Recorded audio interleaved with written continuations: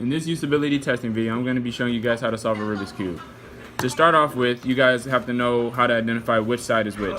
So whatever color the center is, that's what color the side is. So this is the green side, this is the white side, and this is the red side. Also, you guys have to know movements. If I say inverted, that just means counterclockwise. So this would be front, this would be front inverted. This would be right, this would be right inverted. This would be up, and this would be up inverted, etc. So to start off with, we have to start by solving this white cross. And to do that, we have to get the edge piece of these two corners, or whatever corner is lined up with the white side, underneath each other. So this is the green and white piece. We're going to get that lined up under the green side and bring that up. So that way they line up.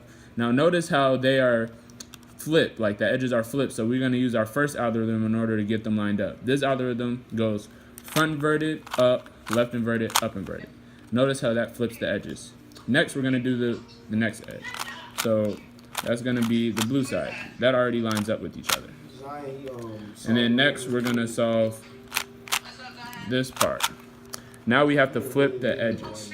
So we're going to do the same algorithm we used to flip the other edge. So it's going to be front inverted, up, left inverted, up inverted. And then we have one more edge to solve. So we're just going to solve that one. This is the white and red one. So now it's lined up. Boom. Next, we have to solve the corners. Solving the corners is pretty simple. It's kind of similar to solving the edges. We have to get them lined up with the center. So that one's already lined up. Next, this is the white, green, and red piece. We got to get it lined up with the white, green, and red center. That one lines up. And then we're going to run into problems eventually, like when a piece doesn't line up. So for example, like this. So if it's like this, we're just going to use this algorithm in order to get it in place. It's going to go right inverted, down inverted, right, down. Right inverted, down inverted, right, down. Right inverted, down inverted, right, down. Right inverted, down inverted, right, down. You just repeat that until it gets to where it needs to be. So we're going to do it the same for this algorithm. Right inverted, down inverted, right, down. Right inverted, down inverted, right, down. Now we solve one side, and we also have one layer solved. So now we're going to flip it upside down.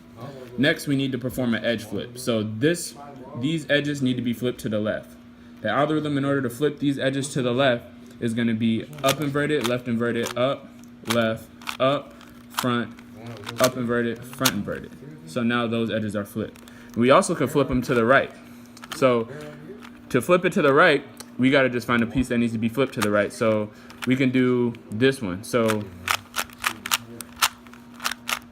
all right, so now we have a piece that needs to be flipped to the right. This is the blue and red edge piece that needs to be flipped to the right. The algorithm to flip it to the right is up, right, up inverted, right inverted, up inverted, front inverted, up, front. So now we flip that to the right. So now that we know how to flip edges to the left and right, we could just keep doing it until the whole middle layer is solved.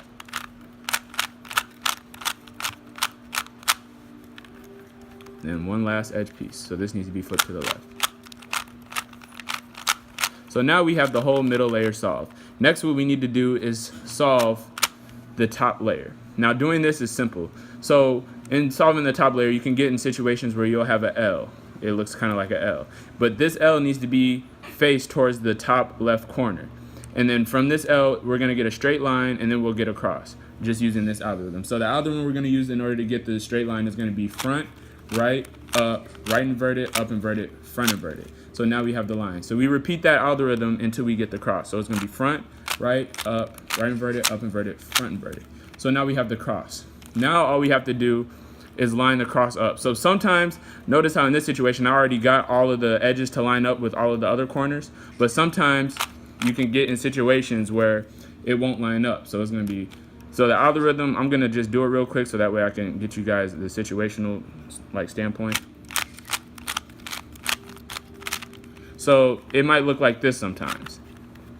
So in order to get all of the edges lined up, you need to have one of the edges that are lined up in your right hand, and then the other one in the back, in the back of what the side is facing you.